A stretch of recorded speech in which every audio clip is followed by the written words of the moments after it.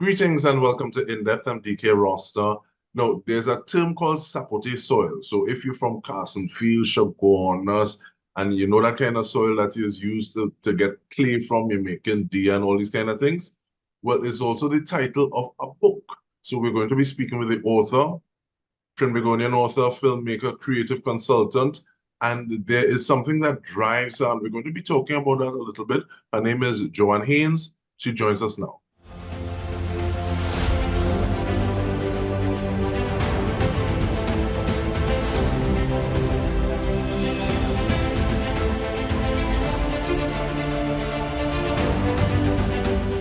How are you doing, Ms. Haynes?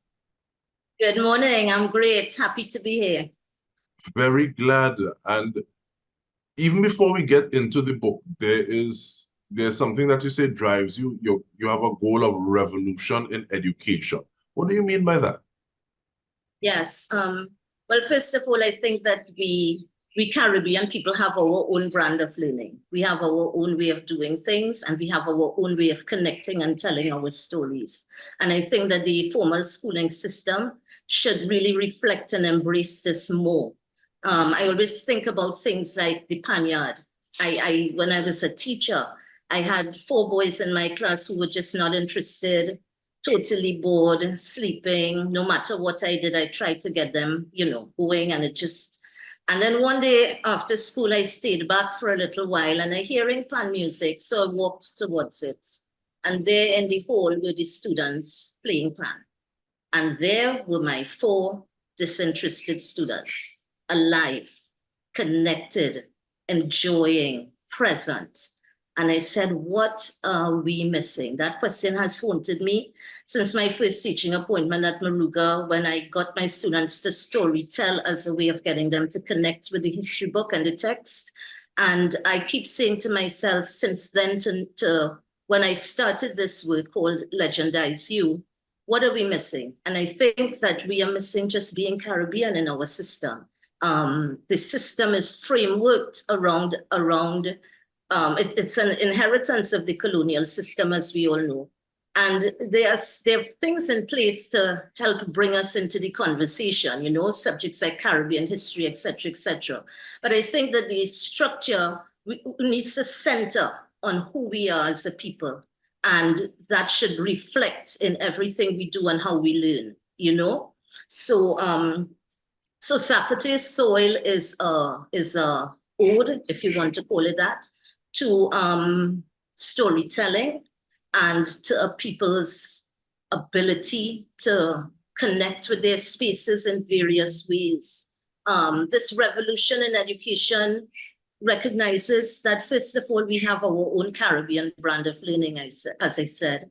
Secondly, that there are so many different types of intelligence, and we are focusing on what our students can learn and present in written format.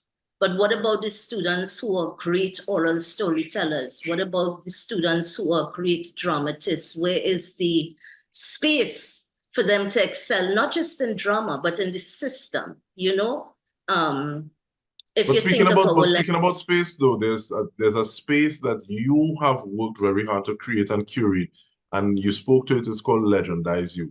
Give us some parameters about it, please, and let us see how that ties into what it is you're doing as well. Okay, so Legendize You is based on 4 pillars: curiosity, color in, creativity, and consciousness. Curiosity, because everything begins with us wanting to know something. So that's the spark of interest.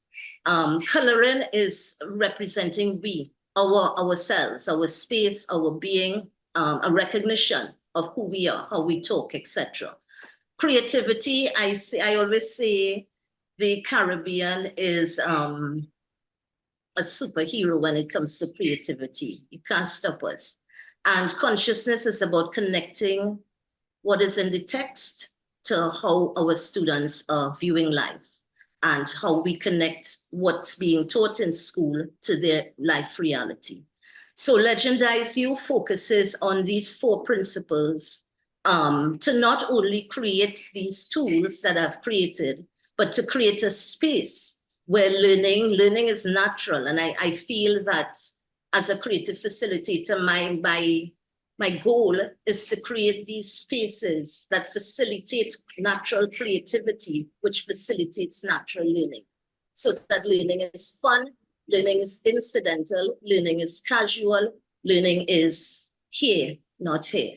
And I taking that as my own learning of what I saw in the Panyard and what I saw in my Maruga class and trying to spin that into these tools. So Sapotee Soil is the first Legendize You tool. And then I have this Call for Stories that I have been doing for the past 15 years. And I stopped it after a while because funding and so many different things. But it's coming back now. And the topics are in the new edition of Sapotee Soil. I also did film, a film called Legends Revisited. And in particular, that learning space, because it was so interactive, was one of the things that really helped solidify my goals and my vision for Legendize You. So those are the tools so far: the Call for Stories, Sapotee Soil, the film, and then I've done a couple of academic papers that discuss this concept of learning as we. So that's Legendize You in a nutshell. I think I'm answering so long. Let me give you time to ask some more questions. No, man, I really like to sit down. I like to sit down and listen, and I don't know if it's curious, fast, or just interested in what it is you're saying. But well, we say fast and Mako. That's a natural Caribbean curiosity. That is something we need to build on in our learning system. Mm-hmm. And that you said you spoke for a while, and there are a few directions that I want to go in, but one of them is looking at the way that we are able to take things that speak to us, that resonate with us, that and just take those in a little more and pay more attention. You said, okay, those 4 disinterested students, but at the same time, when you see them in their element, playing pan, and then we also have the president who would have spoken about the Panyard model in her inaugural speech rather. And what are some of those things? So or let me ask you differently, if Legendize You had that budget, had those resources, what are some of the changes, or even had the buy-in of policymakers? What are some of the things that we would see a little differently in the education system here in Trinidad and Tobago? Okay, so first I would say that we need to celebrate storytelling as a real and vibrant part of our learning, our communication. So instead of a subject like communication skills, for example, storytelling would become not a subject, but an actual way of informing, a way of gathering information. And then in terms of gaining that respect for storytelling, we tend to feel like our thing is, it's fun, but it's so much more than that. So that would be one thing I would try to curate, how we get storytelling as a very integral part of how we do things in the school system, and eliminate some of that chalk and talk context with that vibrancy of storytelling. If I had the ear of the policymakers, I would say, let me build a program that could encompass storytelling in a real central, vibrant way. I also think that the imagination of our people is something that really needs to be underlined more in our system. So in fact, in the Sapotee Soil collection, the new edition, which is the first time I have formalized my Legendize You concepts, one of the things I talk about as a school policy, or that schools can try to implement, is something I call the imagination. And I talk about using a song of the day and having this program where you walk into the school and you're hearing this song.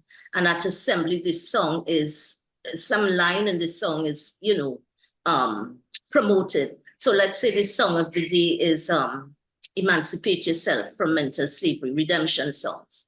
And the word of the day from that song would be Emancipate Yourself from Mental Slavery. I imagine, you're coming through the traffic, you're coming with your home problems, you're coming with your worries. And as you're walking to the school compound, you hear a piece of music And music is a great eraser of all stresses for a temporary time, maybe, but it certainly does magic.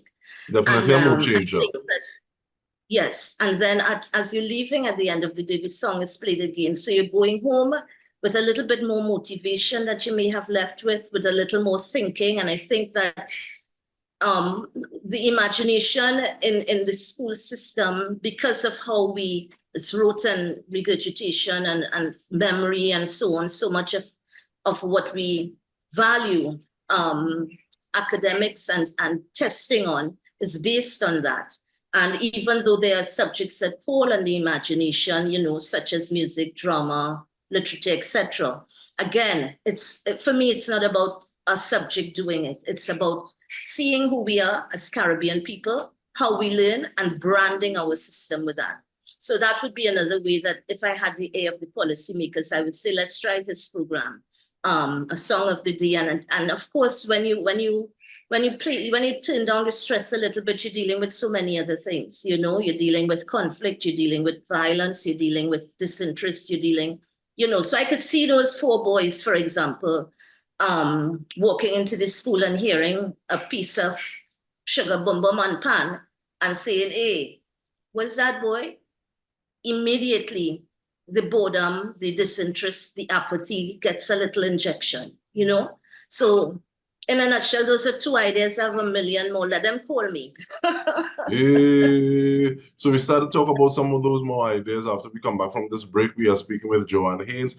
So yes, we're talking about Sapotee Soil, but we're speaking about so much more. Stay with us. We'll return after this.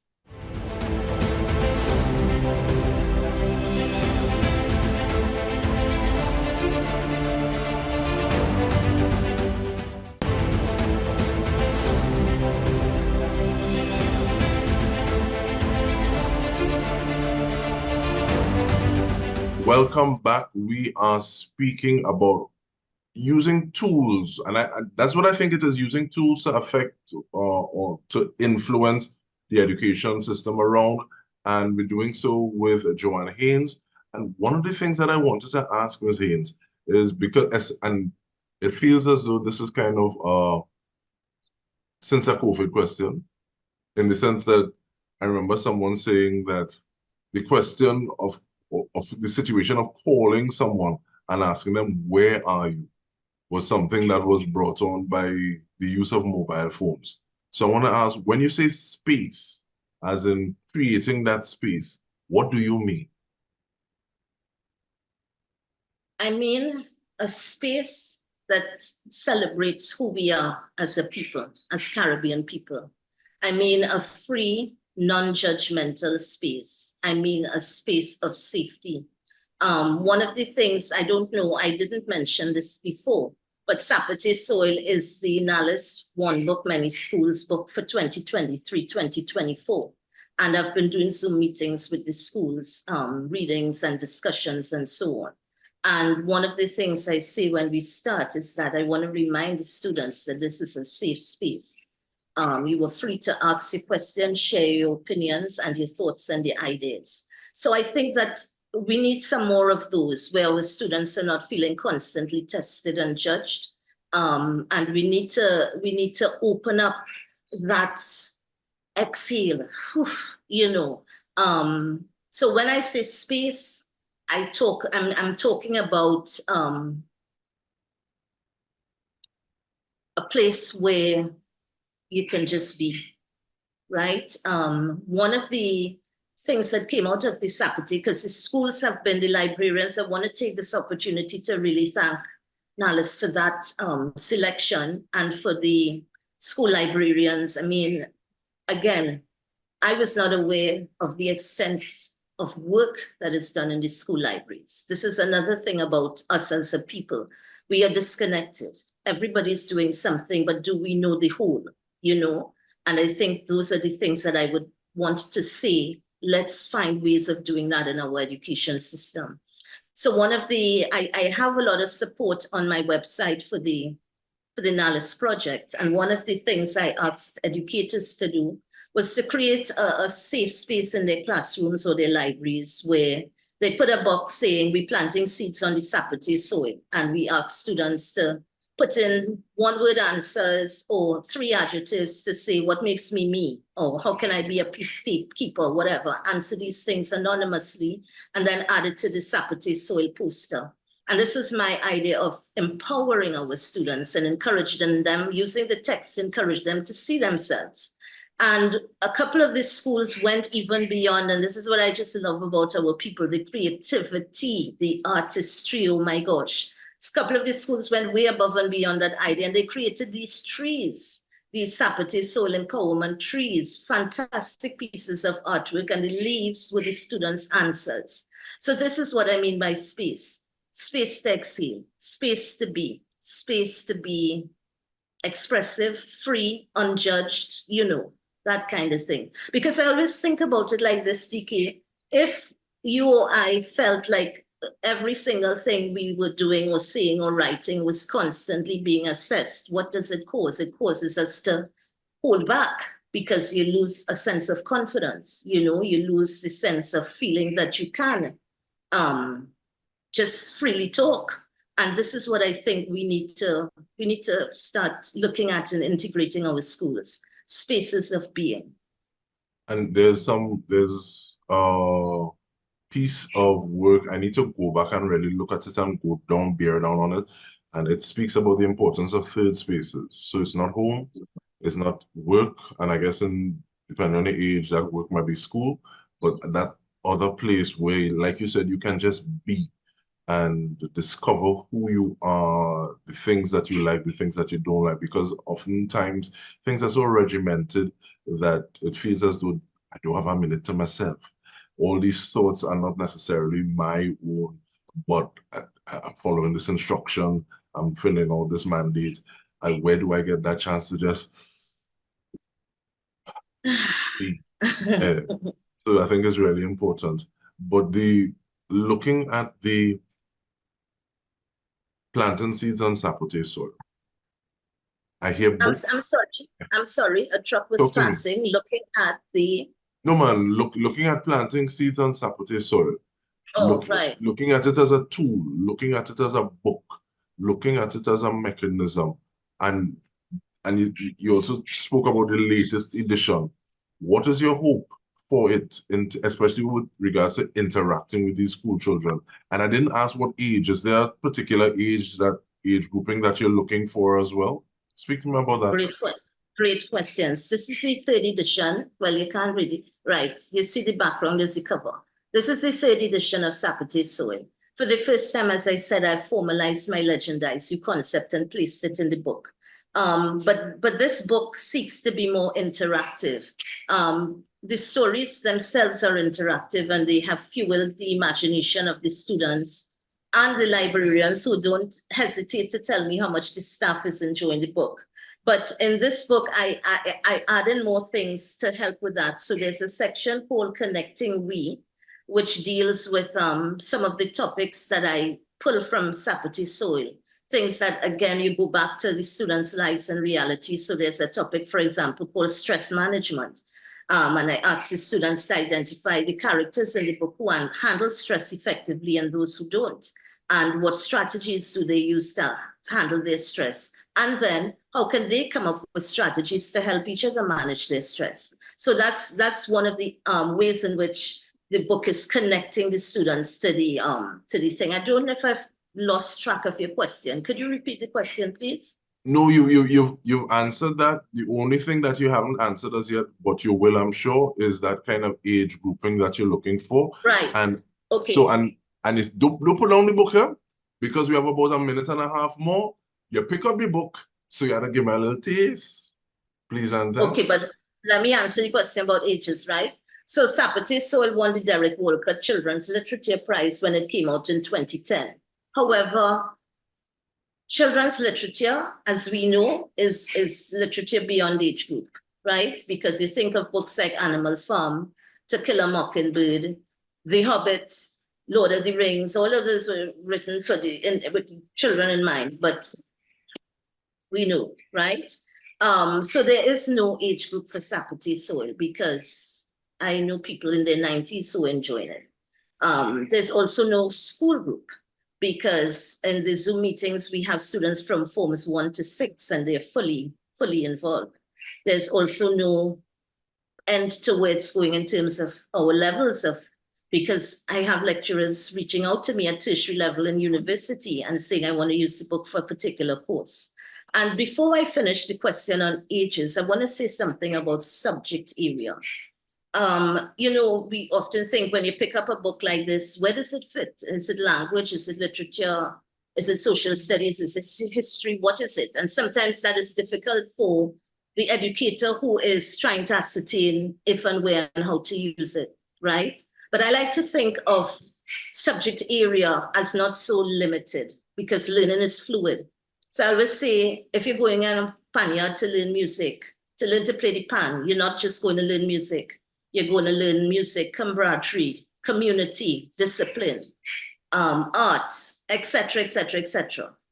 And so I focus Sapotee Soil on more about not subject area per se, but I see it as a critical thinking tool and a tool that helps with creative problem solving.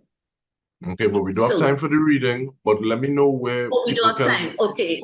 Where can people get their hands on it though?